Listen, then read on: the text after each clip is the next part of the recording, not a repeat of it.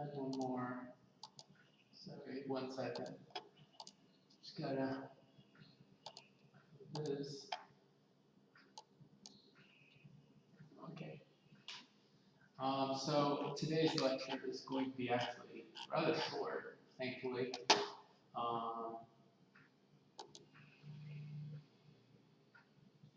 Okay. So today's lecture is going to be short.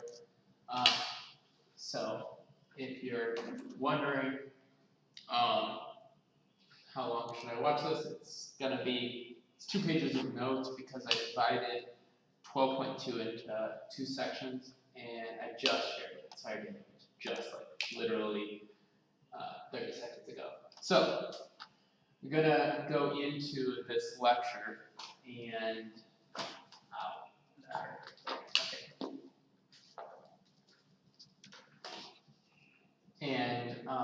it's only 2 pages, so homework will be maybe 4 questions, or maybe five questions to actually get us to practice it. So,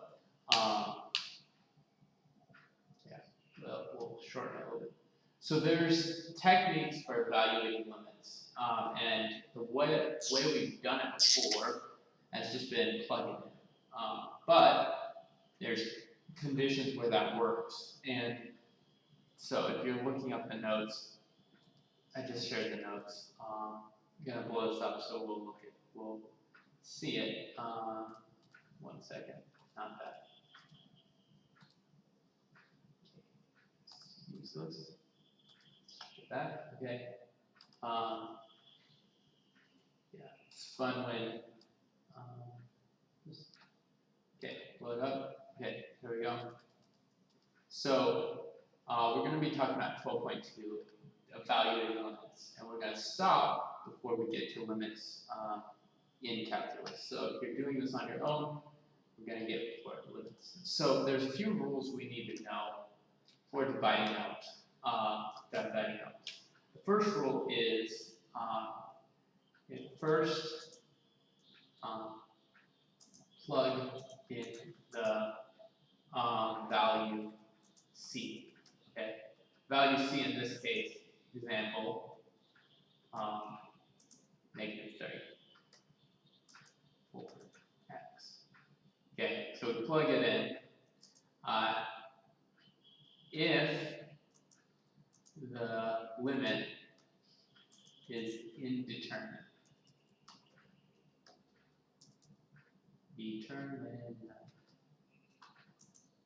sorry, I cannot spell this save my life.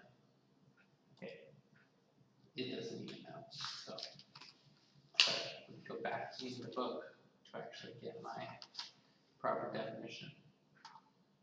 Oh, that's what indeterminate. Indeterminate.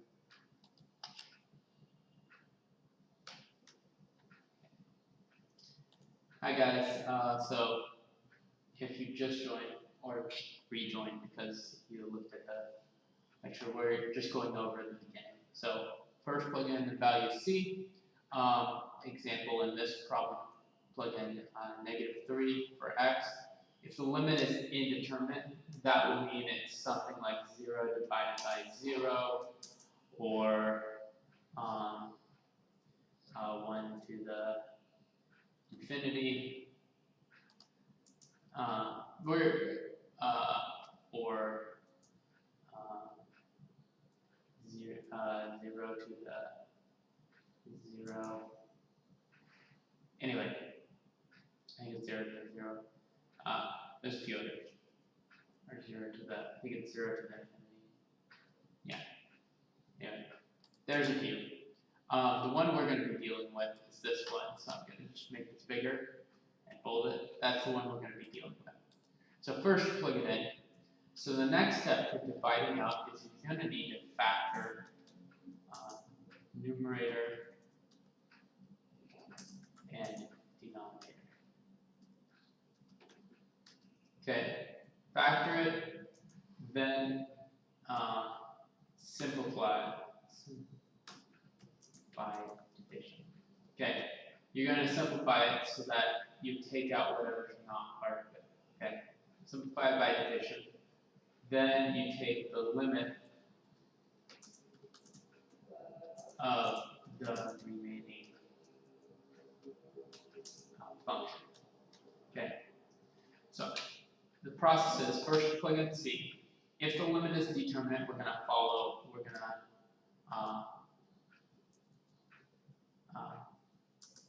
proceed with step 2. Okay, so this is if we can divide it out, okay? So we're going to look at some examples, okay? So in your book, it's example 1 and 2, and in and 11 and 15, okay? Just decrease this space. Okay, so I'm gonna shrink this a little bit.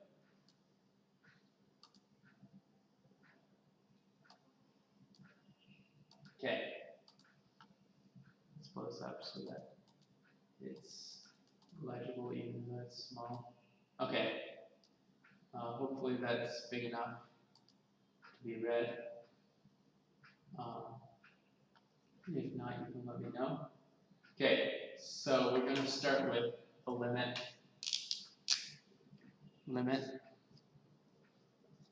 as x approaches -3 of x squared plus x minus 6 over x plus 3. So we're going to plug this in. So we plug this in, we get -3 squared minus 3 minus 6 over -3 plus 3. Well, this is 9 minus 9 over -3 plus 3. That's 0 over 0. So we're in an indeterminate state. What indeterminate means, we cannot determine what this means. Okay, 0 divided by 0 is a state where there's no real conclusion. You can't figure out how many times that's multiplied. So we're going to factor the top. So if we factor the top, we get x plus 3, x minus 2. Okay, so we have the limit as x approaches -3 of this over x plus 3.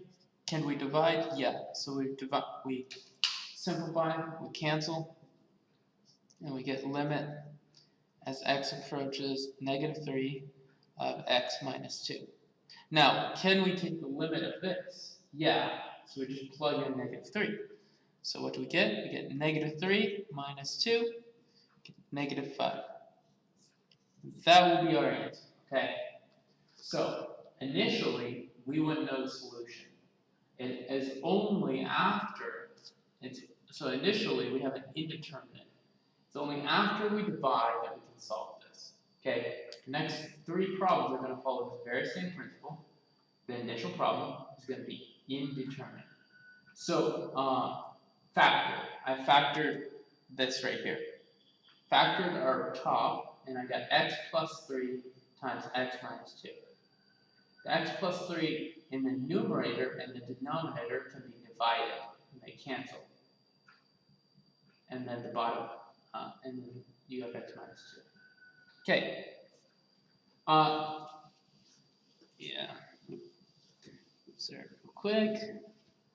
Then we get the limit as x approaches 1 of x minus 1 over x cubed minus x squared plus x minus 1.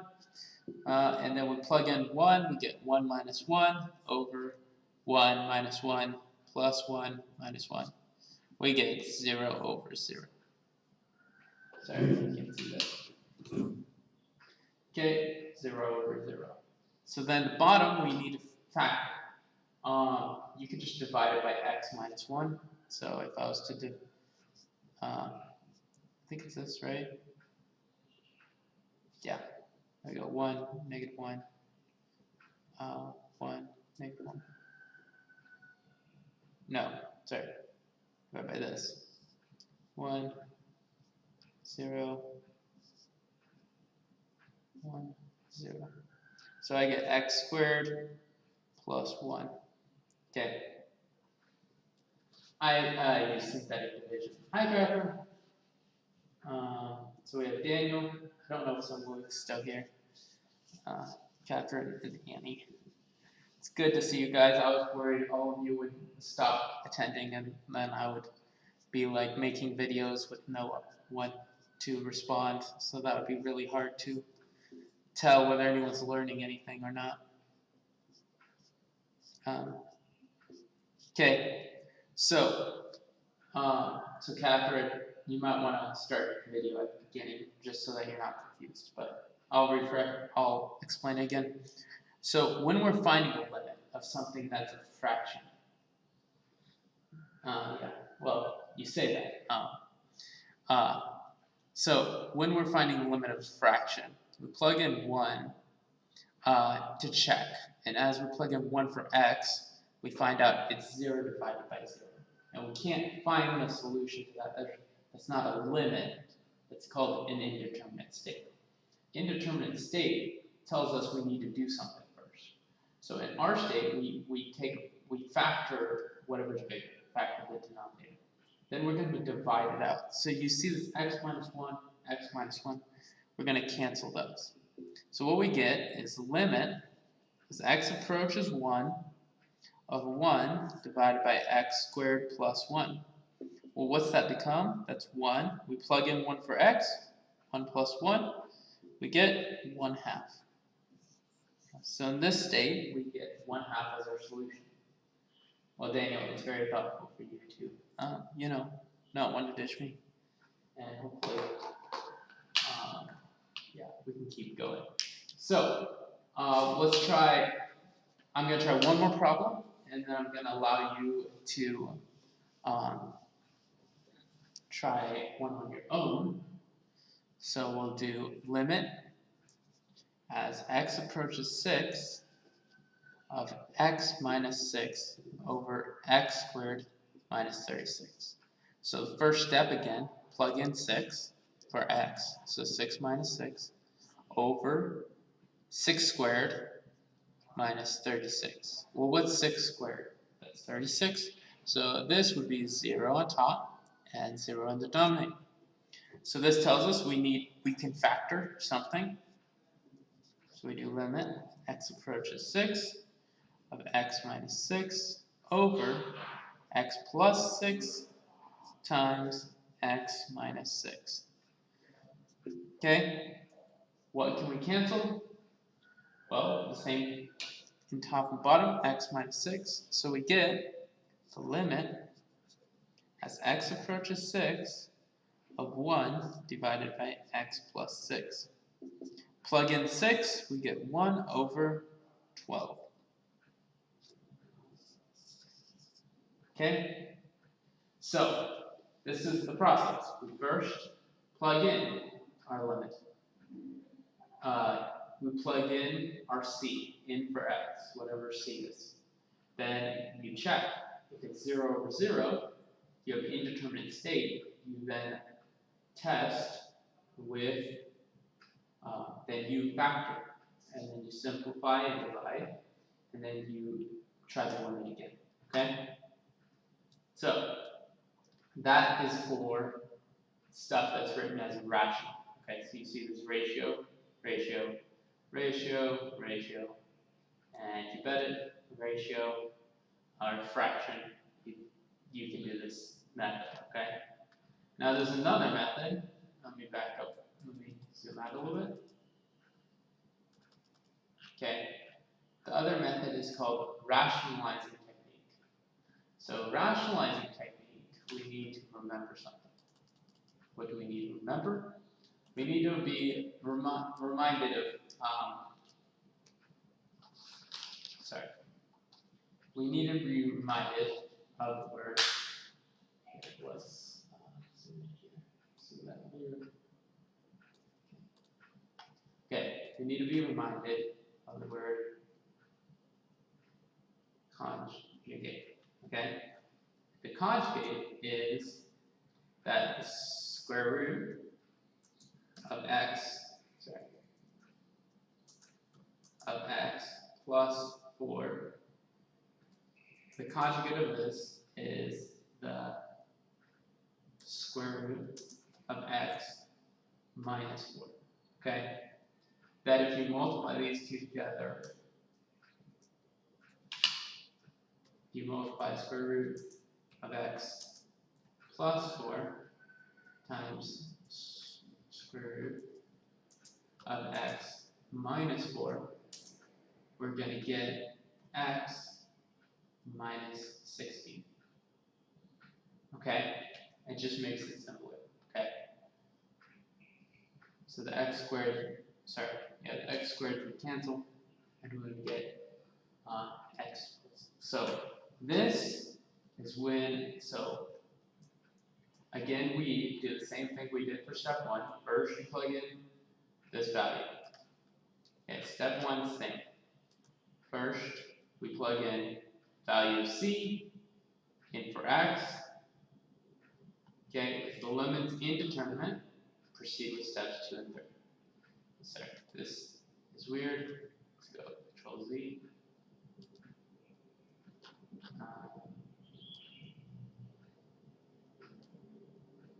Let's try that. Make this work. Okay, yeah. And 3. Okay, steps 2 and 3. Okay? So first plug in the value of c. If the limit is indeterminate, proceed with step 2 and 3. Step 2 is if it is a square, if there is a square root in the 4 denominator, multiply the fraction by the conjugate. Okay, multiply the fraction by the conjugate. And then step 3 is simplify the expression. Then take the limit. Okay? And take the limit. Okay? So that is our approach to these. So we're going to look at some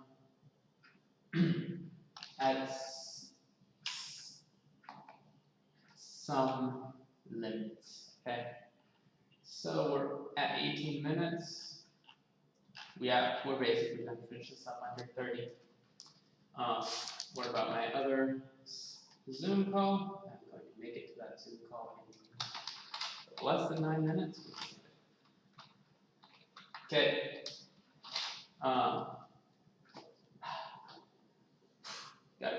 Gotta go quick. Except, also explain stuff sufficiently. Okay.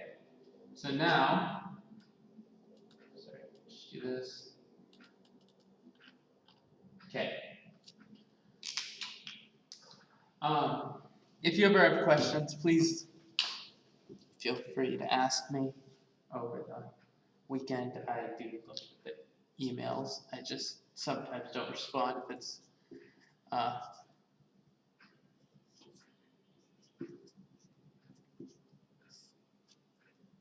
okay.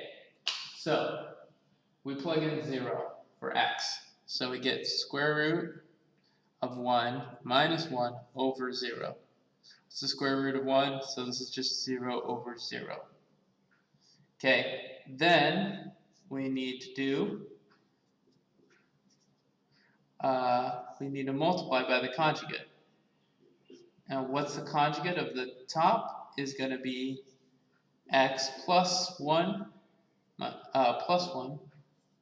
over the square root of x plus 1 plus 1. So the top is going to just become x plus 1 minus 1 over the bottom, which is x square root of x plus 1 plus 1. And this is the limit. Okay, we're going to simplify this, so this would become x. Guys, we do have to keep the limit. So until you take the limit, you have to write limit in the equation. So if you say limit as x approaches 0 of x over x, x plus 1 plus 1. I cancel out the x on numerator and the x on the denominator. So then our solution, sorry, if you need to pause the video, feel free. Okay, then our answer would be limit as x approaches 0 of 1 over square root of x plus 1 plus 1. Plug in 0, we get 1 over square root of 1 plus 1, we get 1 half. Okay, then we're going to look at how do we do this?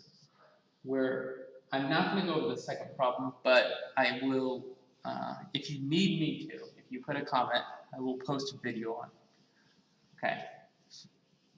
So, if you ever have questions, just please flag me for it. Okay. Approximating the limit is the next section in the notes. Approximating the limit. Essentially, I'm just going to summarize this. Approximating the limit is using a graph. So you just plug it in. Plug it in into a graph. So you plug this function into decimals or your graphing calculator. And then you look at the y values as x gets closer to the value. Okay? So looking at this, as x approaches 0, you're going to look at the y values. Okay? If sometimes just annoying. Okay. So same thing for this. We would plug this in. Now technically this would be indeterminate, and this would be indeterminate. Okay. This would be 1 to the 0 to the infinity. Okay, that would be indeterminate. And this is indeterminate. Now there is a mathematical way of solving this, but for now we just plug in the calculator into the graph and look at it. Okay, that's all this is. So summarize this in big bold letters. Plug in a graph.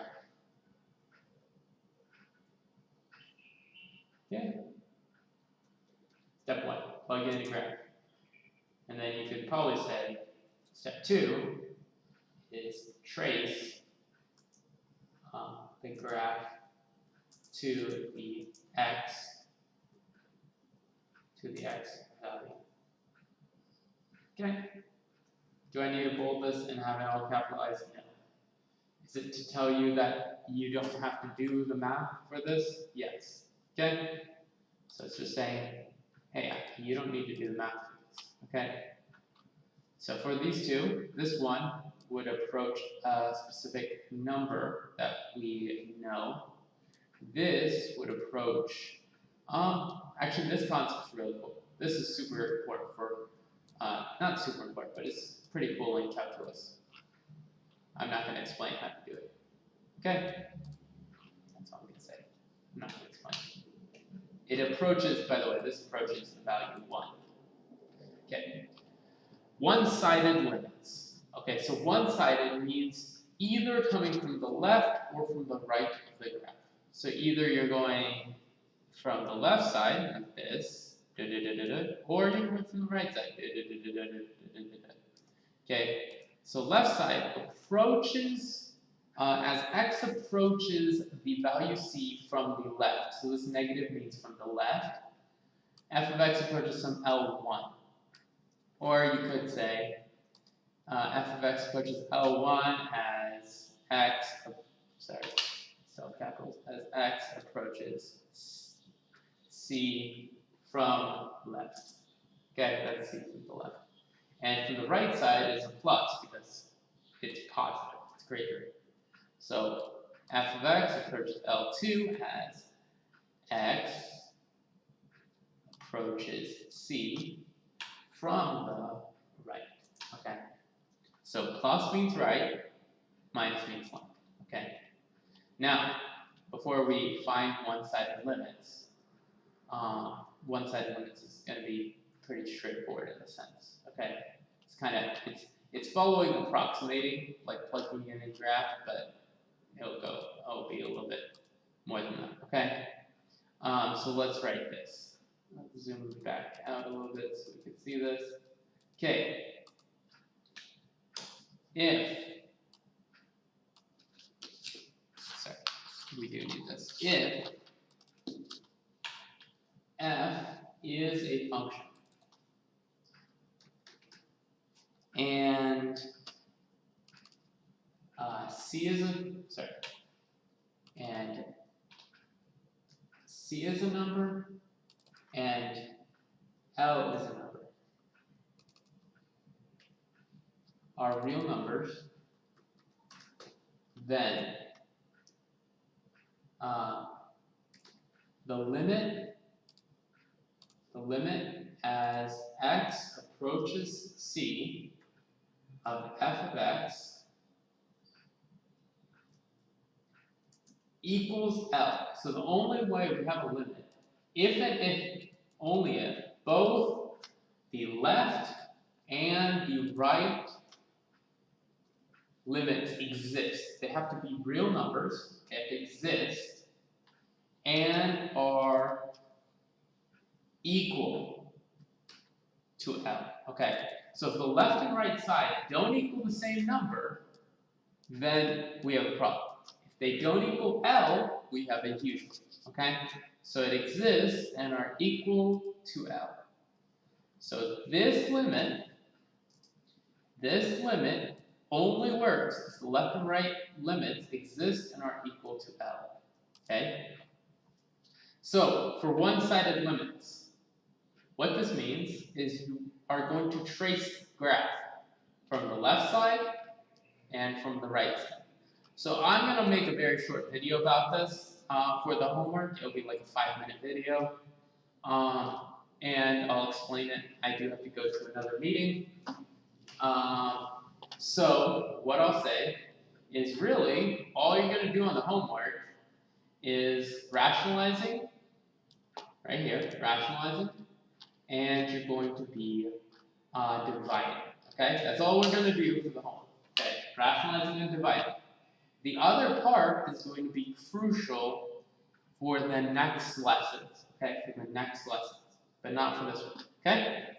Thank you guys for joining. It was shorter than 30 minutes, but I'm glad you guys joined. Have a wonderful day, and I will post a very short video on the left hand and right hand limits. Okay? Bye, guys.